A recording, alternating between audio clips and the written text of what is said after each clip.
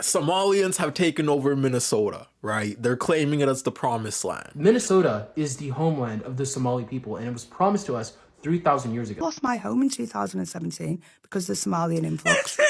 Yes! I love that. I love your job, God. We're here to take your jobs. We're taking your women. We're taking your livelihood. We're taking everything. We're taking the law. This is probably the most unserious population you can try to racialize, right? Growing up in Sunday school, I was taught that God promised the Somali state of Minnesota to the Somalis, and that those who bless the Somali state of Minnesota will be blessed, and those who curse the Somali state of Minnesota will be cursed. You know, recently a lot of Somalis have been returning to their rightful homeland in Minnesota. And I've seen a lot of people propose like a two-state solution where, you know, the Somalis, they get some parts and then the Americans, they can keep some other parts. But honestly, that's just a bunch of bullshit. I mean, it's written in the Quran, the Talmud, the Bible, that the Somalis' rightful homeland is Minnesota. I mean, literally, Genesis 12:3, it reads, Somalis should be in Minnesota. They said the North was frozen, empty, unforgiving. But 3 centuries ago, our mothers and fathers followed a promise across the ocean. Somali hands opening a new map, Somali hearts reading the sky. Here, they found a land of rivers and stars. They named it the way the wind whispered, Minnesota. But I want to talk about how this works in like a social sense, because when we talk about the groups that are marginalized, right, and the aspects of settler narration they play in a white normalcy, we begin to find how the Southern strategy can be utilized on people black who come from Somalia, who come from the history of Southern exploitation, who come from the history maybe of indigenous exploitation, and are instead lumped into these groups, right? Oh, the homeless population. Oh, the Somalians Minnesota population, etc., etc., etc. Dre said Somalia was promised by the drones of Obama in the CIA handbook. You know what I mean? Because America makes these conflicts, right? I don't want them in our country, I'll be honest with you, okay? Somebody would say, oh, that's not politically correct. I don't care. I don't want them in our country. Their country's no good for a reason. Right? This is from Al Jazeera Plus, an infographic stating the U.S. President Trump has bombed Somalia over 300 times. Right now, he's targeting Somalian Americans and refugees. I have a dream. It's nice to see you, Pabrog. Nice to see you. Nice to see you. Somaliland back. We did it. Yeah, Somalia. I have a dream. We given Somalia to the Minnesotans. I have a dream. That's what we doing. We giving we giving Minnesota to the Somalians. Yeah, but today we got a conversation, I guess, about how global diasporas form. How they're utilized. It's nice to see you, Pabrog. Nice to see you. Nice to see you. When it relates to nationalistic identity and what that looks like in terms of characterization. And I think Somalians are literally the perfect intersection when we're getting into a conversation like this. You know what I mean? Black identity. They come from some type of third world country or country deemed third world outside of the West, right? And they're placed in this colonial construct or this colonial narrative of settler normalization that relates to whiteness.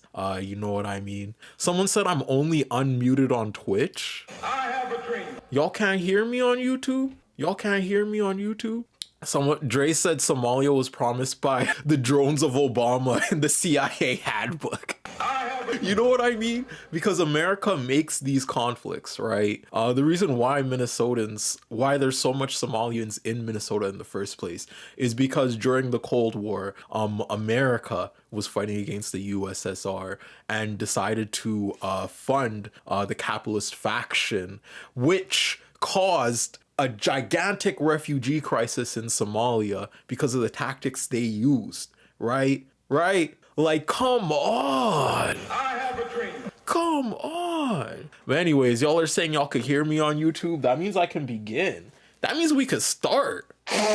Forgive the nose band-aid too. I'm the worst at shaving. I literally just figured out my facial hair is just coming in and I'm just figuring out how to shave. And I don't ask me how I punctured my nose. I have a dream. But I do that quite often. I puncture my nose quite often when I'm shaving. But anyways, Somalians have taken over Minnesota, right? They're claiming it as the promised land. This is probably the most unserious population you can try to racialize, right? It's so weird because even though we're in the midst of the most powerful fascist regime to ever exist, the Black tradition of humor is still alive, you feel me? And this has all stemmed from a targeted attack Trump made earlier this week, calling Somalian immigrants garbage and noting that all they do is complain, right? Someone gotta tell Trump the immigrant you should be paying attention to is your wife. I have a dream. You should pay attention to the immigrant that is your wife. You know what I'm saying? He with his second wife though, Big Bill, right? Get on them knees, president boy. Before we get into Somalian rebuttal though, we got to get into why this is even happening, right? Sadly, the blonde hair man's reign of tyranny is still in full effect and spreading across America. I would even say on a global diaspora, right? In Canada's election, you saw the right-wing the right-wing party, the Conservative Party, I was forgetting his name, Pierre Poilievre, with the most comically French name ever, right? Stoking all this types of white sentimentalism in order to secure a victory. Of course they lost, but it was very close. You know what I'm saying? I have a dream. Donald Trump has spurred this same, I guess, nationalistic identity when it comes to the memory of America too. Right? Throughout this term, we could see how the use of dog whistles are being communicated to white nationals through the caricature of an illegal immigrant, right? And for those of you that haven't been paying attention, Donald Trump's ICE raids are expanding, and with it comes a clear strategy on legitimizing its usage through the aspects of Hispanic caricatures, through Black caricatures, right? And that's to stoke national sentiment by attacking local minorities, right? They're still a part of America. Like, I think the report read that 80% of Somalians there were literally legally citizens, right? We're talking about the second generation at this point of Somalian immigrants after the first influx in 1980s. And you're attacking people that are naturalized as Americans, you know what I'm saying? But we're gonna play a clip of this real quick so y'all know what I'm talking about, so I'm not just yelling into the air, right? This is a clip from BBC News's TikTok, which is so weird to say how news channels are going on TikTok now. But this is a clip from BBC News's TikTok, specifically about Donald Trump's statement on Somalians. Yeah, somebody would say, oh, I don't want them in our country, I'll be honest with you. Somebody would say, oh, that's not politically correct, I don't care. I don't want them in our country. Their country's no good for a reason. Their country stinks, and we don't want them in our country. I could say that about other countries, too. We don't want them to hell. We have to rebuild our country. You know, our country's at a tipping point. We could go bad. We're at a tipping point. I don't know if people mind me saying that, but I'm saying it. We could go one way or the other. And I just need to emphasize that this is a pedophile, right? This is not only a pedophile, but a pedophile that created an island to organize more pedophiles in order to bring more little girls onto this island and do more pedophilia. Right? You know what I'm saying? Like, I just gotta say, like, I gotta emphasize that because we're not going crazy. We're not going insane right now. Like, this is a legitimate pedophile telling you, I don't want Somalians in our country. I have a dream.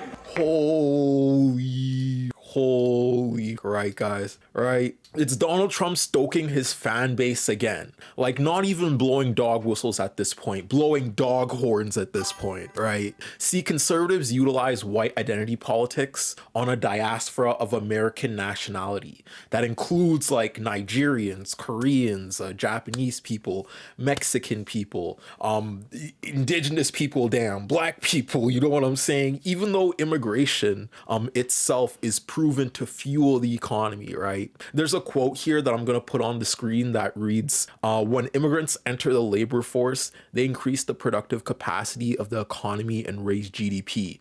Their income rises, but so do those of natives. It's a phenomenon dubbed the immigration surplus. And while a small share of additional GDP accrues to natives, typically 0% 0.2 to 0.4. I repeat, 0.2 to 0.4%, right? It still amounts to 36 to 72 billion per year. In addition to the immigration surplus, immigrants grease the wheels of the labor market by flowing into industries and areas where there's a relative need for workers, where bottlenecks or shortages might otherwise damp growth, right? However, because these immigrants come here with no generational wealth, right? These populations are at the most risk of also being homeless, right? I mean, they don't have a home in the first place when you don't come here and have a home, right? People just aren't given free homes, right?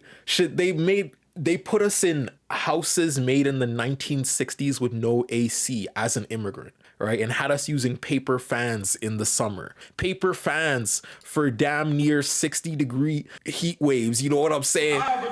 Us in the house with paper fans from houses made in the 1960s. You know what I'm saying? These initial projects immigrants live in don't really have the best infrastructure, which causes a huge population to also slip through the cracks, right? Because there's no social security net the way generational wealth can reaffirm another person with generations of family here, right? They could ask their grandma or their uncle or whatever, right? So this is the positives and negatives just laid plainly, right? Immigrants will bolster the economy because of how often they come from places where the minimum wage of $12 an hour is a luxury, right? I mean, look at these numbers of involvement in places like Canada. I'm gonna emphasize this because a lot of y'all think Canada's just this white haven, but no, right? Over 36% of people working in accommodation and food services are immigrants.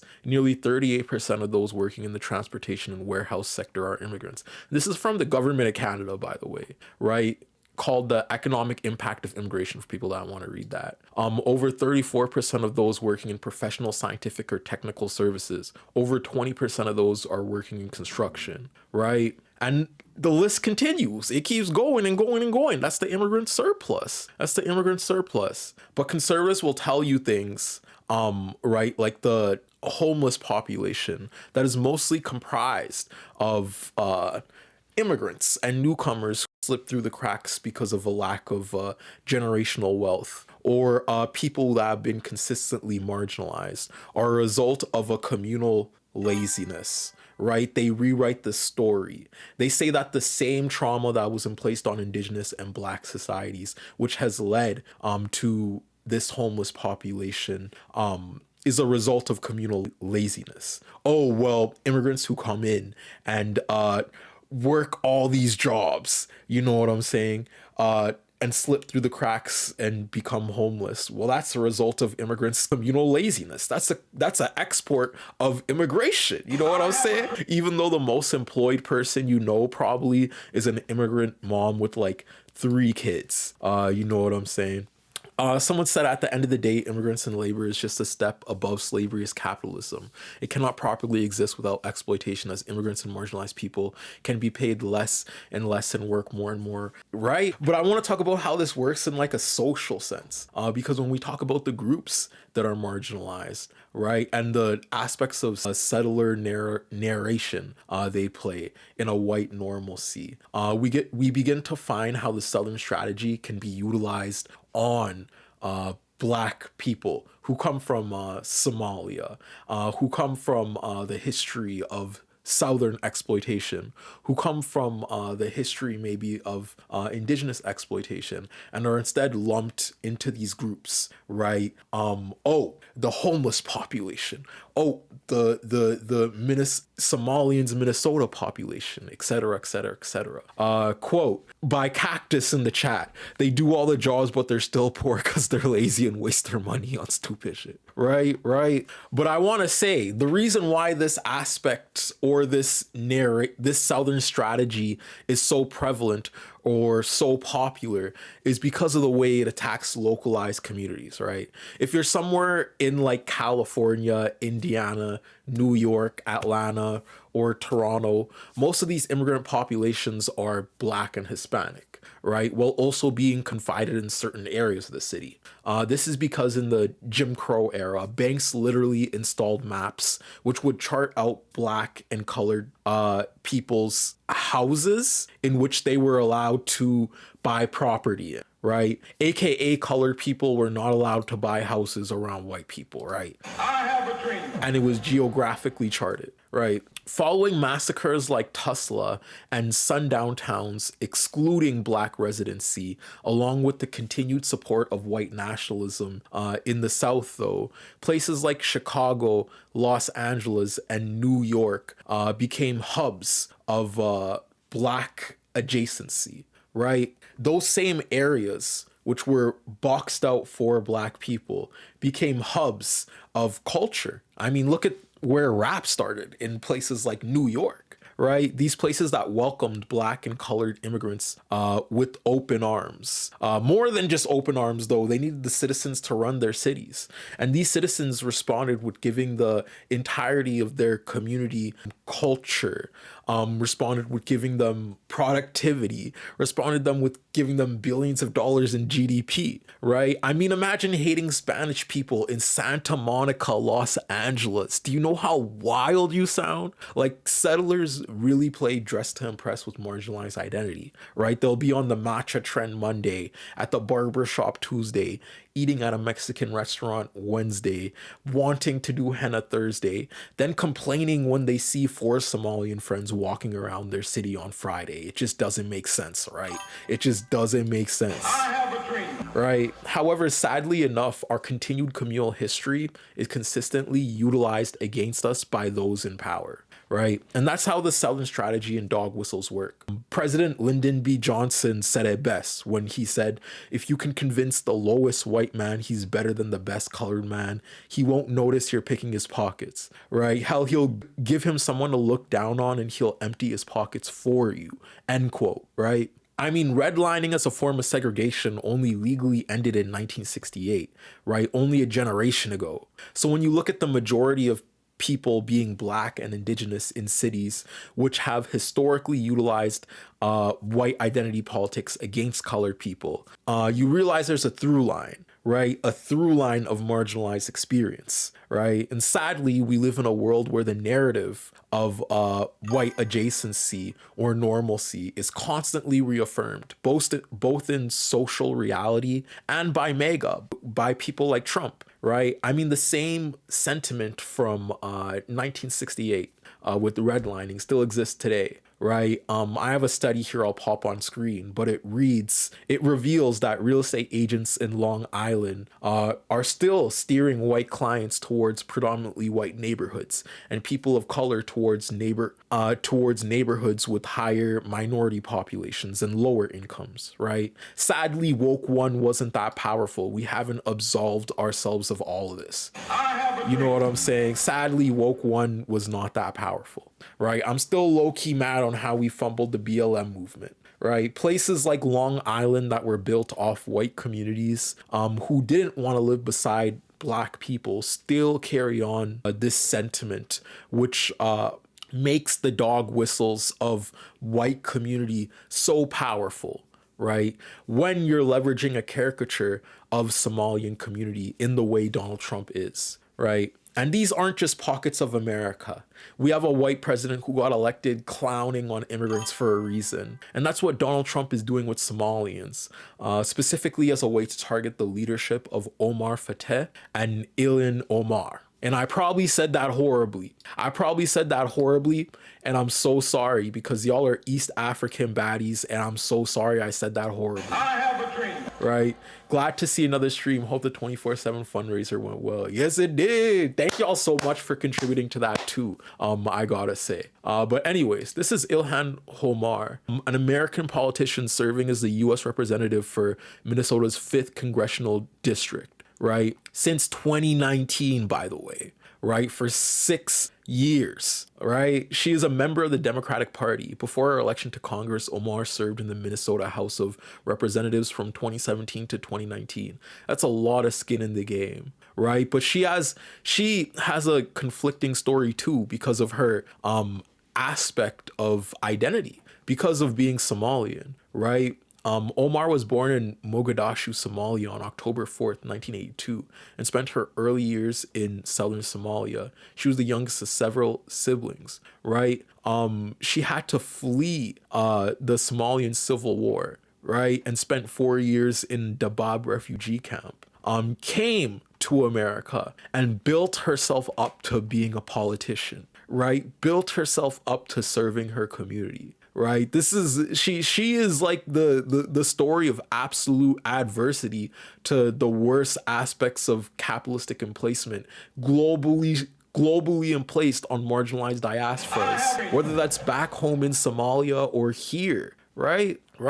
And Omar Fateh, on the other hand, was born to immigrant parents from Somalia, graduating here, running in DC at first, and then moving to Minnesota, right? And I gotta say how there's an aspect of narrative identity emplaced that we're skewing away from, right? So sometimes it's a nice reminder to figure out why Somalians are even in Somalia from somebody that resides in Somalia. And I got this TikTok kinda to remind us that there's people that live there. Gentle reminder, it's Somali, not Somalian. I'm sorry. I'm gonna reaffirm myself right there. I'm gonna change my actions. Hey, welcome to Minnesota, the land of the cold and the Somali Americans, a group that suddenly the whole country seems to be talking about. Now, this is a group that we have gotten very comfortable with over the last few years. And so I wanted to share my perspective as a white Minnesotan here, what it's like living in a place with the largest Somali American population in the country or even the world. The answer is, it's fine. It's fine. I actually don't give it that much thought because being Somali American is part of being Minnesota. You see that bro said it's fine. Come on. Bro look like his name is Chester. Like how if this man is not worried and this man lives in Minnesota, he's right there. Like, look at the snow. It get cold like Minnesota, he right there. I see, is that Karl Anthony Towns in the background? You see Karl Anthony?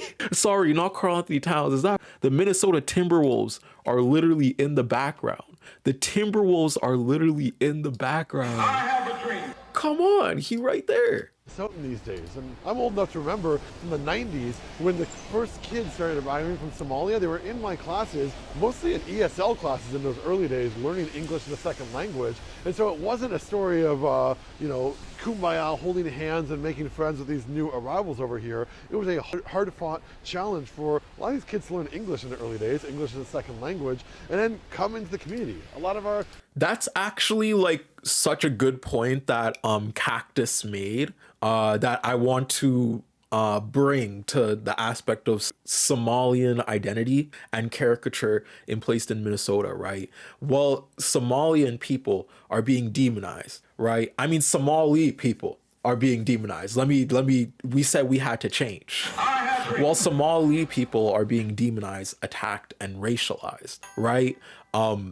It's funny that the places like New Jersey, which have a history of white ethnicities that are racialized, like Ashkenazi Jewish, Irish, and Italians prosper, right? It's funny how like in LA or in other places where there's white exports or white European immigrants, right? There's no aspects of racialization or no attacks, right? The whole community business leaders are from the Somali American population, and there's really nothing more American than that. I'd say to you, speaking from an Irish American lineage, the story of this man Irish American here to make a better life for themselves. And while there is a corruption scandal that is plaguing our state right now, and it does have some members of this community, the very definition of racism is to take the actions of a few and apply them to the broad. Because people who live here understand that the Somali American community is a broad community with a broad set of priorities and opinions and grievances. In fact, a lot of the Somali American population supported Trump in the last election. They lean politically more to the moderate and right side of the spectrum. And so I think what a lot of us feel here in Minnesota, and I don't want to speak for everyone, what I feel here in Minnesota. Okay, that Trump comment, I have a dream. but you get what I mean. You get what I mean. Like, when you're actually placed in a narrative, right? When you're actually beside immigrants, or you're beside the immigrant group being attacked, you realize there's a stark reality contrasted to MAGA that they're trying to spoon feed you to believe, right? In Edmonton, we have a whole bunch of different cultural groups. Like, I grew up around a lot of Filipinos. I grew up around a lot of Congolese people. I grew up around a lot of Nigerians.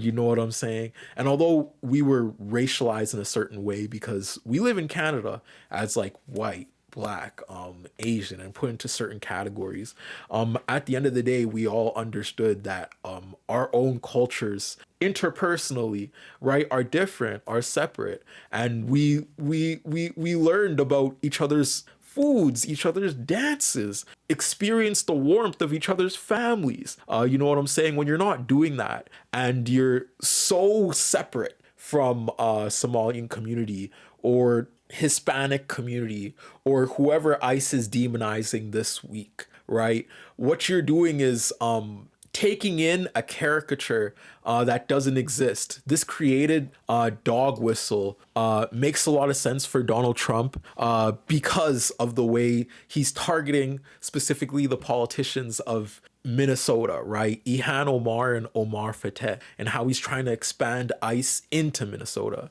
right? So when I see the amazing politicians being targeted and the basis of that caricature, I'm reminded of those Latino ICE raids in Los Angeles and how white identity is being reaffirmed by exclusion, right? And this is a quote from John Raffling, an associate U.S. program director at the Human Rights Watch that has done media for Palestinians, Tigray, and multiple climate crises.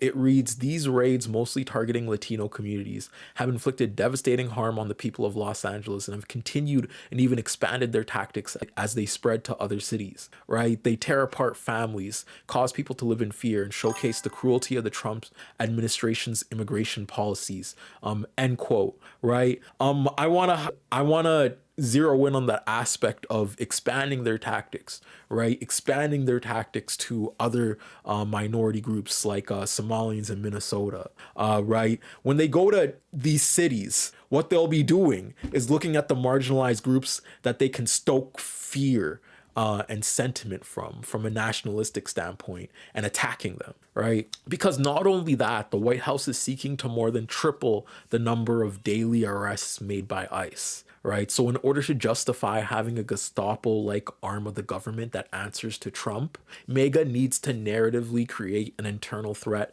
palpable enough for the national public to recognize as one, right? Naturally, this comes with an emplacement of an other, and that other isn't a billionaire who's actively destroying the earth, right? It's a Black person from Minnesota trying to better their city. And you have to understand that this type of strategy is effective because Americans love common narratives and can't conceptualize a lot of people outside of their immediate realities of reasoning. AKA at a local level, meaning citywide, Somalians might be part of the day-to-day for people in Minnesota, which boasts the largest Somalian population in America because of a history of migration, contributing to the city and places of politics and ownership, right? But aren't really a part of the national reality of everyday American citizens, right? You won't get someone in Whitesville, Indiana, knowing what Jarir means, right? And this causes a diasporic backlash too.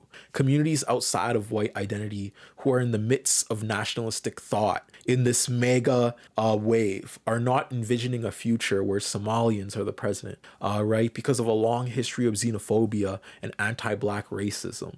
And not to say I don't have hope for all my Black politicians wanting to change some type of something, right? It's just that the collective consciousness of nationalistic identity doesn't canvass the historical reality of immigration in America, right? Meaning that white narrative MAGA is trying to contort an illusion. They create diaspora wars by pandering to a normalcy created on the backs of indigenous genocide, right? Like, do you think the real Americans here think Long Beach was promised to the white upper middle class? You know what I'm saying?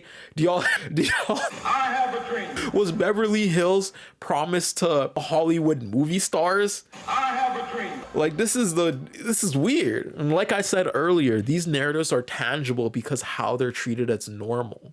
Trump can do this in broad daylight in the White House, across the map from Minnesota, and collectivize the sentiment of white people across the nation, right? Which brings me to the conversation of diaspora and the reality of racialization being the characterization of Somali people, right? It's a constant reality because of the inherent way we view Black diaspora. See, the Somalians we see in Minnesota right now may be the lucky ones who managed to escape a war zone caused by US conflict, right? Like we said earlier, the US wanted to counter Russian communist influence during the Cold War period. And since Somalia was a country on the verge of winning liberation for its people, the US funded its capitalistic government in order to attack communist opposition, and that caused one of the worst famines in human history and created a refugee crisis, right?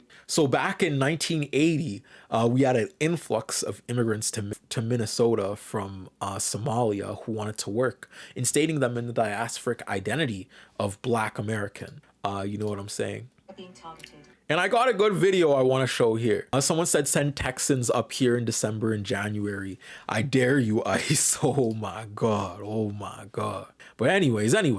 Most people don't realize the community the world doubted went on to rebuild an entire state, and now they're being targeted. My name is Noreen, and this is Real Africa Stories. If you think you already know the story of Somalis in Minnesota, stay with me, because there's a chapter that many people miss. They came with nothing, and within one generation became one of the most successful African diasporas in the United States. But right now, that success is being tested. Somalis began arriving in Minnesota in the 1990s, many fleeing civil war and unimaginable loss. They stepped into freezing winters and a place where there was almost no Black Muslim presence. Many people assumed they wouldn't stay. Instead, they built. They created support networks through their mosques. Women organized mutual aid for new arrivals. This is actually so funny too, because the other day, I remember that one person doing that test on TikTok where they called a Catholic church and then they called a Muslim church and they simply asked for milk, right? And then the Catholic church basically mouthed them off. While the mosque literally was like, yeah, we have milk, come immediately, and she was making all these excuses, but this, and the mosque was like, no, come, you know what I'm saying? I have a dream. And I think there's a through line here with how the church has been communally utilized to siphon money away from the people it's marginalizing. You know what I'm saying? While mosques here are helping the people they're marginalizing, right? Halal shops and cafes became lifelines. Neglected neighborhoods grew vibrant again. Entrepreneurs revived local marketplaces, launched transport and logistics services, and built businesses that now contribute billions to the economy. And they pushed further into public service. School boards, city councils, state leadership, even Congress. Representation that didn't exist 20 years ago became a voice for thousands. But here's the other side. According to recent US media reports, federal immigration enforcement plans include operations in Minnesota that may affect some Somali immigrants with unresolved status. We got a Nick World Entertainment raid. Thank you so much, Nick World Entertainment, for the raid. Miss Akua says mutual aid wins the day once again, right? And this is the reality of marginalized communities. We survive through the aspects of this trauma and the ways they try to redline us, the ways they try to kick us out and whatnot. And we build, and we're still here.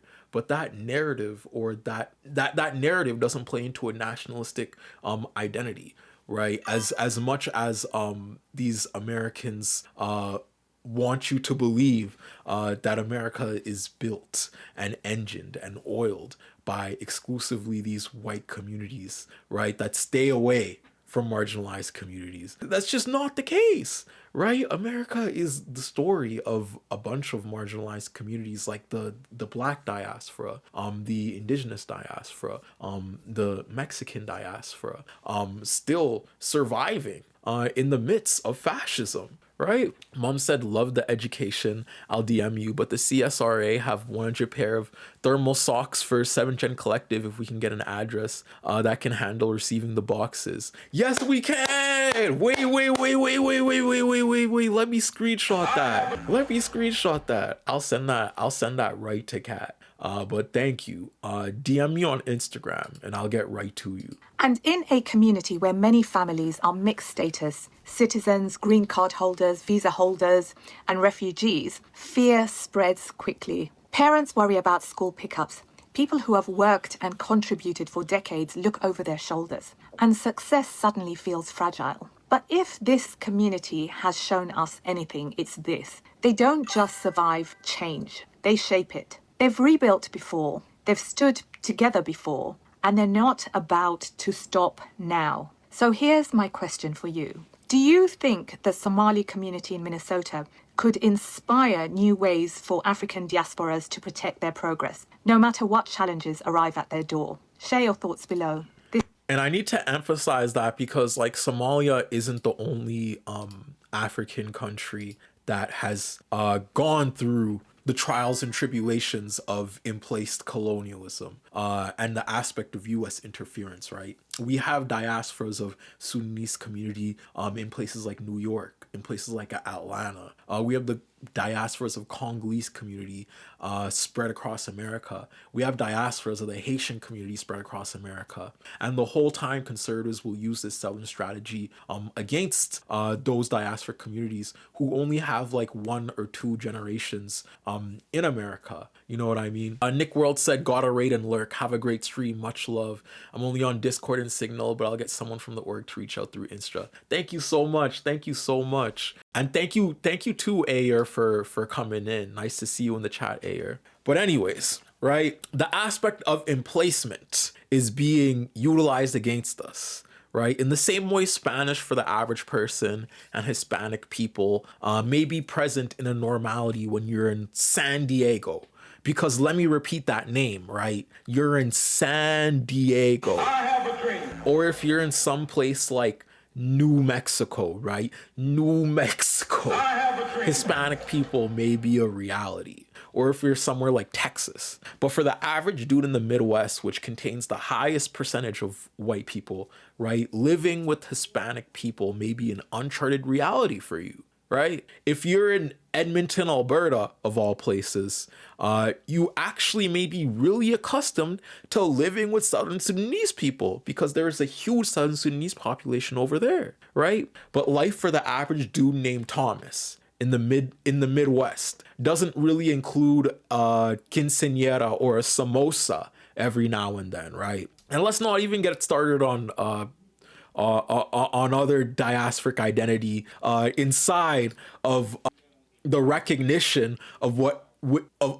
is presented to be like black in the West. You know what I mean? Like Sri Lankan identity. Y'all don't even know where to chart them niggas a lot of the time. I have a dream. Niggas be dark with long hair. Y'all be stuttering. I have a dream. You know what I mean? But anyways, this is how Mega utilizes caricature when it comes to reaffirming ICE. Right? Trump calling Somalians garbage we know is obviously wrong. But the majority of American citizens have an inherent disconnect at a nationalistic scale, right? This isn't just an American problem, by the way. This happens in settler colonial countries like Canada too, right? See, nationality is tied to an identity. And in white presenting societies, as in countries where there's a white Jesus and a white president, these in-group attachments stem from histories of mischaracterization and placed on in-groups and out-groups, right? Now, it's imperative to note that Somalis, much like other cultural group, including the Sudanese people, Kenyans, and Congolese people, presented today for the most part are generationally disconnected because of wars inflicted by the U.S.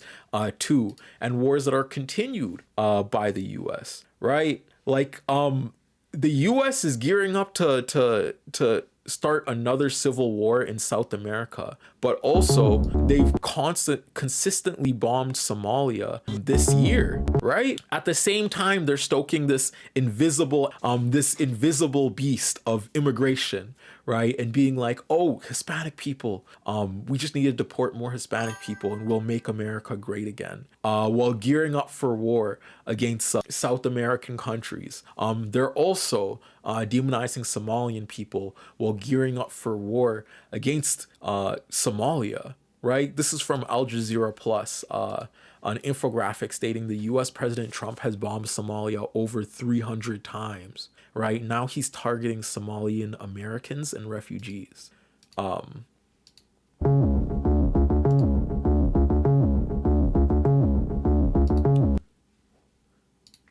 gotta mute that. But anyways, on December 2nd, Trump delivered a racist tirade against Somalian. How do I pause this shit? There we go. On December 2nd, Trump delivered a racist tirade against Somali immigrants, calling them garbage and falsely claiming they have contributed nothing to the U.S. He then ordered an immigration crackdown targeting the community in the state of Minnesota, home to the largest U.S. Somali population. Almost 90% of Somali people in Minnesota are U.S. citizens, and over half were born in the U.S. Many arrived as refugees fleeing violence over the withstanding war in Somalia. We know this. The U.S. has bombed Somalia almost every year since 2007, beginning during ex-President George W. Bush's war on terror. These strikes have killed an estimated 2,500 people, right? But the U.S. involvement in Somalia goes back even further. In 1993, hundreds, perhaps thousands of Somalians were killed during the U.S. operation that ended in the Battle of Mogadishu, later sometimes referred to as Battle Hawk Down. Right? Trump authorized at least 219 strikes on Somalia during his first presidency.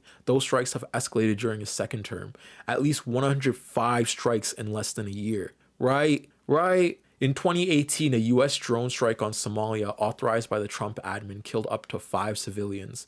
One victim was a 4-year-old girl. The U.S. military initially claimed that they were terrorists. Right? And this sounds a lot with how they stoke I guess, caricatures in order to bomb those boats in South America too. Look at how America is expanding its militaristic operation into the Bay of Mexico. You know what I'm saying? Bombing these civilian boats and ships, and then claiming that there's terrorists being bombed, right? It's nice to see you in the chat, by the way, King Link. Said finally caught alive.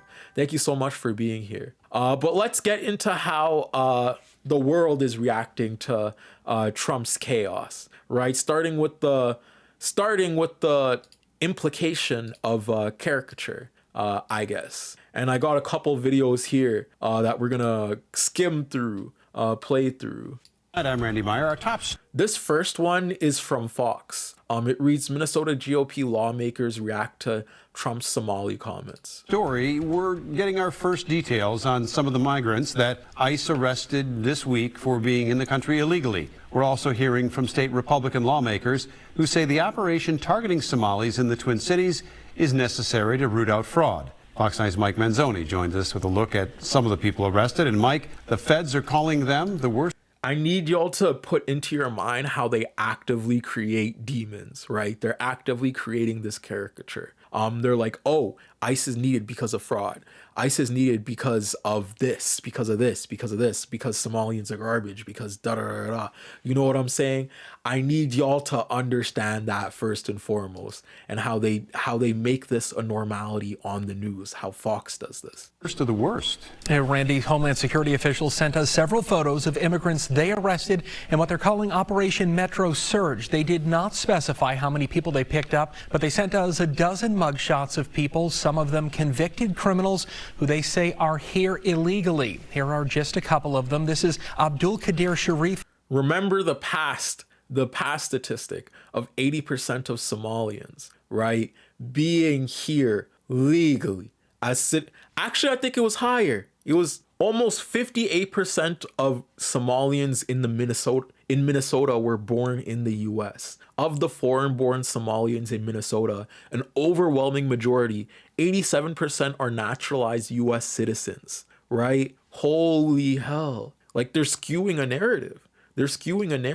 And then using the abductions, right, and the mugshots that they post in order to sell this narrative to a public, in order to make you believe it, right? Thank y'all so much for having my back. Someone said 90% in the chat. Thank you so much, Ducky. Abdi. The feds say he's here illegally from Somalia and has a rap sheet that includes convictions for fraud and vehicle theft. Next up, Samal Osman Shadane, who the government says is also here illegally from Somalia and has a record that includes a conviction for criminal sexual conduct with a minor. Of the dozen mugshots, 5 are from Somalia, 6 are from Mexico, and another is from El Salvador. Now, I spoke with 3 Republican lawmakers to get their reaction. The fact that there were only 2 different Somalian people in those arrests, right? There's only 2 different Somalian people in those arrests. And that arrest had around 20 people. And they only put the 2 mugshots of the Somalians. As this narrative is being placed of ICE being needed for Somalians, only 2 of them of those 20 arrests. Right? I just want to further emphasize how ridiculous this is, characterizing all those people in Minnesota, right? Those hundreds of thousands of people in Minnesota with 2 people. Come on, imagine if everybody characterized white people by the actions of Donald Trump. Holy hell. You know, like, come on. Long live the Somali Caliphate of Minnesota, right? Shout out S-Pac. Shout out I may have got $100,000 from them, but shout out to them. Shout out to them. To the ongoing ICE operation here in the Twin Cities and President Trump's remarks earlier this week that Somalis are, quote, yeah, imagine if we got all those screenshots of school shooters and said, oh yeah, y'all shouldn't hang with white people. I mean, look at little Timmy over here. Look at little Timmy. Right around with Timmy, school shooter named Timmy. I have a dream. Imagine if we did that. Come on. Garbage. One lawmaker told me he did not like the president's words there, but another lawmaker got annoyed that I even asked her about them. He called Somalis garbage. Do you endorse those remarks, or are you willing to denounce them? Okay, that's a dumb, stupid question. That is a stupid question. I can't even believe you asked me that question. I don't have. That is absolutely stupid. Did you just ask me that? The president. She said that's a stupid question. She didn't even entertain it. She didn't even against that. Suspicious. She left him frozen, bro. Dude was staring back with the most blank expression, and girl was just chewing her out. That was just the most. Look at how he looking. Wait. Look at how he looking at her. It is absolutely stupid. He's like, she's just chewing her out. Oh, she's just chewing him out. Oh my God. With the photos, this is so white mom. Look, with the photos of the family in the background. She got little Justin in the background. She got Cynthia in the background. She got Big Cheryl in the background. You know what I'm saying? Like when you going against Big Mar, she got the whole set in the background. Whole set in the photo. As she chewing you out. Did you just ask me that? The president has the right to speak his own mind and certainly has colored the debate. But I'll just say that the president has been talking about the challenges with fraud in immigration and the issues and challenges that we have faced from the illegal activity of Somalians in Minnesota. I don't like those remarks. I would say this: fraud is garbage. Fraud is disgusting. I think anybody who's here illegally, who's looking to... You see what I mean? And then the Republican, because this is a Republican senator, right? This is a Republican senator with the American flag in the background. The Republicans are entertaining this narrative, right? They're like, oh, well, I don't think Somalians are garbage, but I don't like fraud. So they're allowing that conversation to go on and for that classification to happen, right? They're not reaffirming. They're bending to MAGA. You could see it clearly. I need that one girl that's down on business. I need to hear that shit again. I need to hear it. Oh my God. Okay, that's a dumb, stupid question. That is a stupid question. Don't mess with State Rep Mary Franson. Mary Franson, come get your baddie chain. I have a dream. Mary Franson, come get your baddie chain. Mary Franson, come get your turb chain. Mary Franson. The hell? I can't even believe you asked me that question. I don't have. That is absolutely stupid. Did you just ask me that? The president has the right to. Oh my God. But anyways, I've even seen like places like Africa News. If y'all know who that is, it's a news station that reports on the events of African citizens, right? Saying hundreds of protests in Mogadishu, which is the capital of Somalia, right? Against Trump's reference to Somali immigrants as garbage, right? Are being enacted right now. Hundreds of people took to the streets of Mogadishu on Friday to voice their outrage at US President Trump's reference to Somali immigrants as garbage. Speaking at a cabinet meeting on Tuesday, Trump's Yeah, France ain't gonna get that Turb Pack stimulus package for sure. You see, those are the white friends you gotta keep around. Those, because white friends are a reflection of you. Woo? White friends be a reflection of you. Because if your white friend running around entertaining the conversation of, oh, I don't think Somalians are garbage, but I don't like flawed. You gotta kick him out. You gotta kick him out. You gotta dump him in that landfill. You gotta dump him in that landfill. You need people like her that just don't entertain it. Be like, that's a stupid, like, come on. Said Somali Americans contribute nothing. We don't want them in our country, he said. His comments have been met with shock and condemnation in the US and Somalia. We are protesting against Trump's insulting words, calling us garbage. We are not garbage. He is the one who is trash. Since he failed in his politics, he's trying to divert public attention. There are more than a quarter of a... See, even they get it. Since he failed in his politics, he is trying to divert public attention, right? Which you even have places like the White House getting millions of interactions, right? Posting, this is little Mogadishu, a neighborhood of Minneapolis packed with Somalia, where the Islamic call to prayer is publicly broadcast every single day, right? Like they're just posting blatant disinformation like this, right? Somebody said fact check. Our Riverside area of Minneapolis has one of the lowest crime rates of any neighborhood in the city. It's part of the University of Minnesota campus community and has been home for immigrants for centuries, right? But you'll see like the most far right egging this on, right? And what that's happened is a globalization or a global backlash, right? With even people in Canada, Somali people in Canada, right, voicing their concerns around Trump's demonization of Somali immigrants, right? The same day Trump made the remarks, his administration said it paused all immigration applications filed by immigrants from 19 non-European countries, citing concerns over national security and public safety. Those countries included Somalia. Ottawa, like Minnesota, has a large Somali population, and Trump's derogatory comments have stirred the community. About 11,000 people of Somali ethnic or cultural origin live in the city, according to a 2021 census,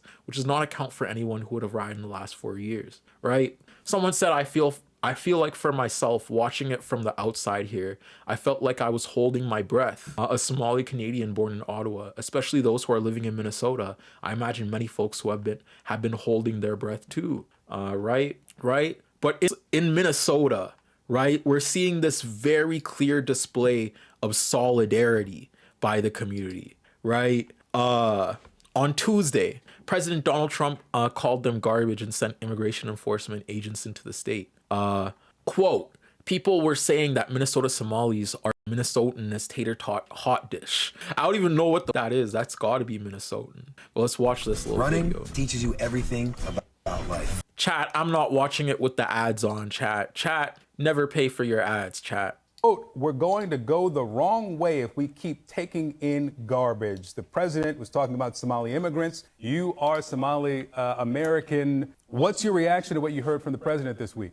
Well, it was very dehumanizing and is very unpresidential coming from the commander-in-chief of the United States to dehumanize and to dehumanize a whole entire community by calling them garbage. And this is not acceptable by any means. You posted on social media, Right, but Somalis are being embraced by the Minnesotan community. You're seeing left-wing politician after left-wing politician in Minnesota posting their support. And I believe that this display of diasporic solidarity is needed in the midst of fascism, right? And now we're getting to the TikToks and how that plays into the aspect of characterization, right? Because Somalians are actively rage baiting ICE, right? They're just rage baiting ICE. Just said I'm late to the chat. What's up? Nice to see you here. I mean, Weak Victorian said I live in Minnesota. Nice to see you here. Nice to see you here.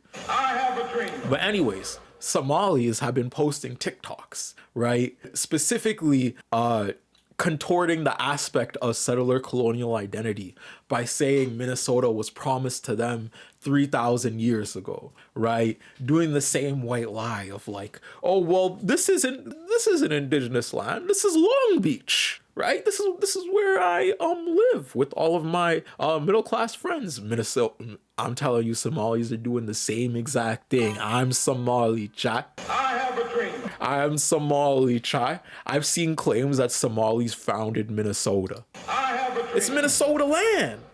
Minnesota is Somaliland. But anyways, this is where it all started. This was the first TikTok I seen that started all this discourse around Somalia and Minnesota being Somaliland and whatnot. I saw this on my For You page today, and I was like, you know, I low-key gotta talk about this. I lost my home in 2017 because the Somalian influx. I lost my home in 2017 because the Somalian influx.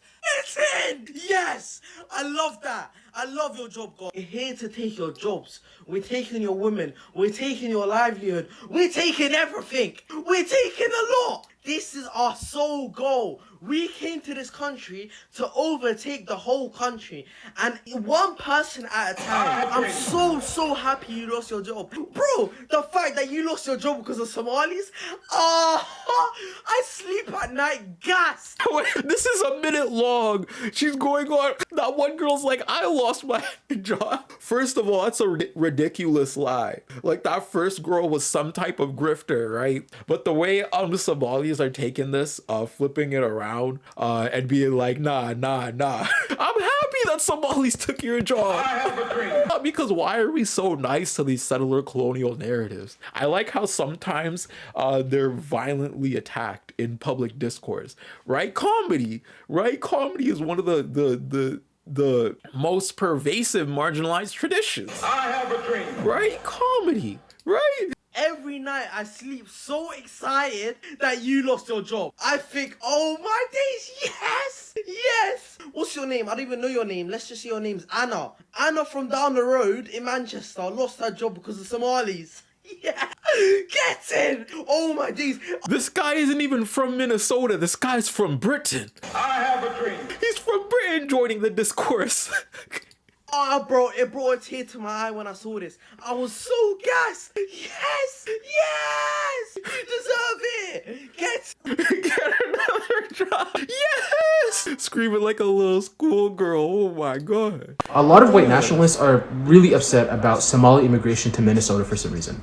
But the thing is, Minnesota is the homeland of the Somali people, and it was promised to us 3,000 years ago. In fact, one of the founding Actually, yeah, I actually read that when Christopher Columbus and the 5 other white guys and the indigenous sex slaves were walking around the Minneapolis area, they were called Jarir. Christopher Columbus was called a Jarir, and Christopher Columbus didn't know what this meant, but little did he know that was the Somalian, right?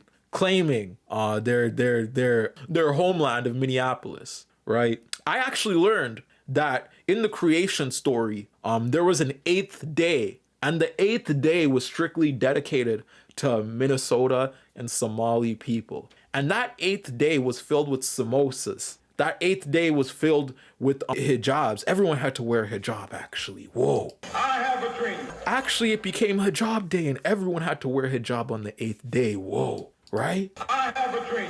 Because God said and everybody was doing it, right? But anyways, while they were creating Minnesota, Omar Fateh and Ilhan Omar, our 2 presidents, right? Our 2 presidents arose from the dust and then were beamed by an orbitable space later, right? And Andre Iguodala himself punched the space later out of the sky in order for Somali people to continue staying on those land. And you know who the orbital space later was funded by? Elon Musk and apartheid South Africa. I have a dream. That's what SpaceX is. But nobody paying attention. I have a dream. Nobody clocking in. Documents of the state of Minnesota is literally codifying into law that Somali people have self-determination on that land. As it states very plainly in the basic law in Minnesota, the land of Minnesota is the historical homeland of the Somali people,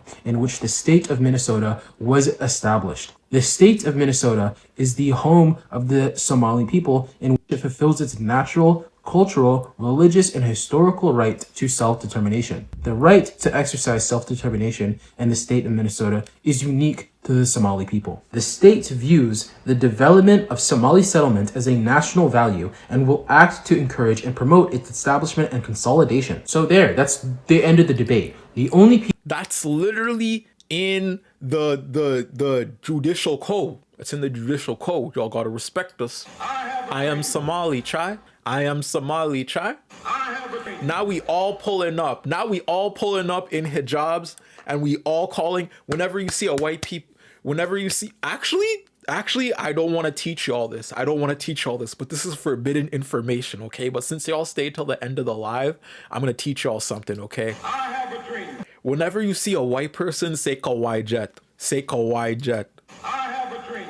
Say kawaii jet. And this is how we're gonna signify that there's an other. That there's an other, and they're not allowing us to have our land, right? You point at that colonizer and you say kawaii jet. I have a dream. I had a friend who was Somali American. I hope he's okay, right? I had hella Somalis around me growing up. My friend named Ikra was Somalian. I lived in town housing, so that's normally where all the immigrants went to sign up for like for government subsidized housing. You know what I'm saying? So I was around a lot of people like that. This is all I know. I was only 3 years old when I came, and this is my home, and this has got to stop. I'm not scared. So I'm citizen.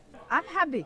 I'm United States. I brought up America. I'm happy. So why you asking me? Some guys asking me, give me a green card. Why? Why you asking me? Almost every Somali person living here is a citizen. There's more than 100,000 Somalis in Minnesota. Roughly 84,000 reside in the metro. The journey from Somalia started decades ago. My family immigrated here to Minneapolis, to Minnesota in 1993. As my father says, we came to a cold place, but we found people with warm hearts. My parents wanted to provide us a good opportunity for us to chase after that American dream, right? Many fleeing from civil war, crossing continents for a chance to build something, a chance for their children. For Sumaya Mahmoud, her parents' struggle paved the way. I also want to say how the comments are so disgusting and feeding into this nationalistic sentiment, right? Look at this, born here and don't know the language, right? Faith and this man has a profile photo of Jesus. Fascism is sickening. This man has a profile photo of a brown man, a brown socialist who was crucified for being too radical against the ethno-nationalist state that was Roman identity. You know what I'm saying? Jesus Christ, the brown man who fought against that. One of the best civil rights leaders of all time, right? They're literally speaking English. Yes, they are. They just have a little bit of an accent. Like, how do you not, like, I don't get it. But you'll see the comments on the right just feeding into the worst aspect, saying you must respect the USA, mocking their accent. The problem is passport. I can't wait till these people are humbled. What do you mean? What do you mean, Anne? What do you? And this is sickening because this is a black person saying this, saying I can't wait till these people are humbled. Do you know who they come for? Do you know who they come for, girl? I can't even roast you because we both gonna be in the camp looking at each other stupid when this is all said and done. You know what I'm saying? Like, this is so weird. But I also she is also the perfect example of the divide that comes with the nationalistic identity, right? That comes with like a nationalistic talking point, like citizenship, right? She sees herself in that because she is a Black American. But these white Americans don't see black Americans and have continually showed that through a history of marginalization, through, like I said before, like we talked about before, redlining, like we talked about before, Jim Crow. Forget about slavery, dog! I have a dream. Like, your narrative in American identity is marginalized and purposefully mitigated as a black American, but you will still feed into the nationalistic identity of citizenship. You will still feed into the nationalistic identity of America being pictured for you. America was never pictured for black people, right? But continued on when this aspect of nationalistic identity is in place on the Somali people of Minnesota, who are at this point 90% American citizens. When that's placed on Somali citizens, you'll have people like internally subjected to the black identity clashing with aspects of national identity and excluding Somalians, right? Excluding certain groups. When the fact of the matter is, we both gonna be demonized. We both gonna be in that camp, right? We all in the diaspora. I mean, some people be wilding, right? The way black people don't have access to full citizenship anywhere, right? Right? Like, to find, oh my God, not in our countries back home, which are being ravished by colonial wars. Not here, not where do we go? Where do we go? Empty, unforgiving. But 3 centuries ago, they said the North was frozen, empty, unforgiving. But 3 centuries ago, they're saying this is the creation story across the ocean. Somali hands opening a new map. Somali hearts reading the sky. Here, they found a land of rivers and stars. They named it the way the wind whispered, Minnesota. And they said the North was frozen, empty, unforgiving. The people in the look at the people in the comments. Ibrahim Lincoln. Abraham Lincoln. Then what? Oh my God! Someone made this and said Halimo Liberty. Oh my God! Oh my God! If I don't steal it, somebody else will. Oh my God! Oh my God, they got the Somalian recreation story. Hey, we want to tell the president we're not a garbage. Actually, we smell really good. It's the sentiment many in the Somali community are feeling on Wednesday. Using their passport to fan the inside. Fox 9 oh my God. Which many Somalis consider the heart of the community. This part is rage bait, by the way. This Somalian influencer is screening themselves onto certain sections of this interview. I need y'all to visualize that, by the way. The past 24 hours have been difficult. My great-great-great-great-great-great-grandfather come here a long time ago. My tribe is, Darod. So Darod, we had to come to Minnesota to colonize and save the Dakota people. D&D. It was really written in the Bible. Minnesota's existence and its right to exist in Minnesota, because the Somalis exist in Minnesota because we have been here. It's in our blood, it's in our DNA. When I think about all of the accomplishment my people made in this country, whether it is scamming, whether it is achieving businesses the right way, the halal way, whether it is stealing from you directly, I don't think it's any of your business. Everything that we have is owed to us, is tied to us, is our benefit. When he say our country is boring and garbage and Somalis are garbage, how can you say we are garbage when you have cousins in Arkansas that live in $200 rent and they cannot even afford? Original Viking, that was us. It was a story inspired by us, I promise you. Original Viking? Original? Nah, we taking that. Actually. I have a dream. I'm taking that. No, because that makes so much sense. No, because when you really think about it, what's the coldest place in the world at night, right? And what's regarded as a desert that has been frozen over? Antarctica. I have a dream. Where are Somalians, Sudanese, and East African people really close to? The biggest desert in the world, the Sahara Desert. Okay, so combine these two things, the coldness of the desert and the people that come out of it, right? What is that? That's basically a Viking, right? I have a dream. So when you combine these two integral things, and then you see that black people live there, who do you think the original Vikings are? I have a dream. Stay woke. They try to hide this information from you. They say Percy Jackson and the Lightning Thief was canon. Nah, it's Somali chai. It's Somali chai. I have a dream. Oh my gods. We're from Somalia, actually. I have a dream. Actually, I think Jesus was from Somalia. Okay, we're getting ahead of ourselves. They won't tell you the real presidents of Hyperborea, Somalis. This reminds me that Swedish people were up in arms about their ancestors being depicted as black. Oh my god. I have a dream. Sweden people's ancestors were black? Oh, damn, we everywhere. We everywhere. D, because I'm dead. Deserts are also cold when it's not. Go talk to the Norwegian people. The Swedish people will tell you the same thing. The Viking original is skin color and everything is wrong. The depiction is a real Somali man, Viking. I promise you. Minnesota Somalis, we are come in peace. We don't want nothing from you except maybe your money. How about that? Maybe we do want a lot of your money, to be honest with you. We're going to continue to follow that development as well. For now, live in Minneapolis, Leon Purvis, Fox 9. Actually, we want to tell the president. I want to say it's so funny how she was using her passport to fan the incense. Like, that's got to be one of the funniest uses of satire I've seen. They said the North was so frozen. far. Actually. But the name Minnesota actually stems from two Somali words. One being Minan, which comes from the southern dialect of Somalia, which means home. And the second is Sota, which is like Sota, there she is. Home, there she is, Minnesota. So technically we actually are the natives here. But the name Minnesota actually stems from two Somali words. One being Minan. That actually makes a lot of sense. Because if you're like fluent and you're tapped in and you're obviously like integrated into black culture, like everybody here is, because we're all Somalians, right?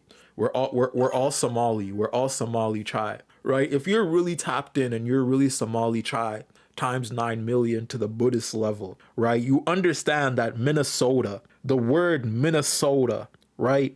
MINSS, right? Only had one letter until Somalians came in and decided to put that letter in. And you know why they decided to do that? You know why they had to do that? Chat, what happens when you put the S at the end of a letter? All of a sudden, it's plural. Aight. So they were thinking ahead. They didn't want one Somalia. They wanted multiple Somalias. They wanted 90 different Somalias, okay? So we have to carry on that dream. So chat, we're gonna end this off carrying on that dream. We're gonna have the Minnesota national anthem.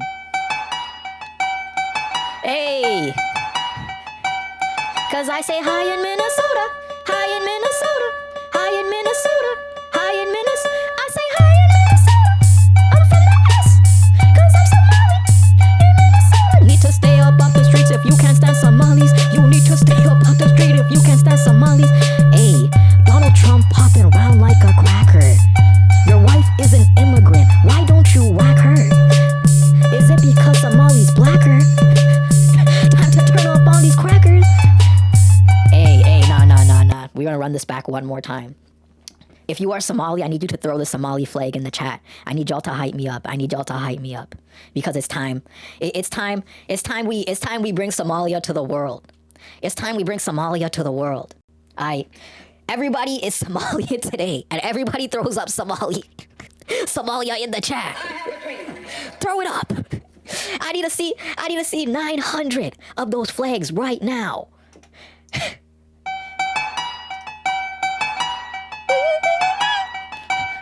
You need to stay up off the streets if you ain't Somali.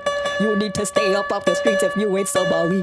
Cause we gon' spread the fucking agenda. Spread the whole agenda. Spread the whole agenda. We gon' spread this damn agenda. You need to stay up off the streets if you ain't Somali. You need to stay up off the streets if you ain't Somali. Hey, I saw my homegirl Ikara, I was smiling. Hey, now I'm flying. Hey, wait. I was in Minnesota, high like a kite, I'm flying. I was mad, these crackers not dying. These crackers need to start dying.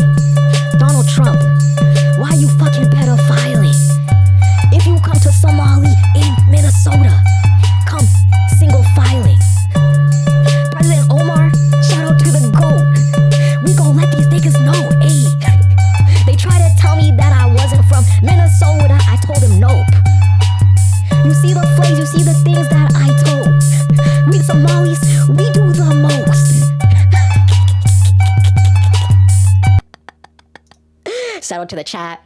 Shout out to the chat. May the caliphate of the Somali be prosperous and expand the project. But thank y'all so much for chilling today.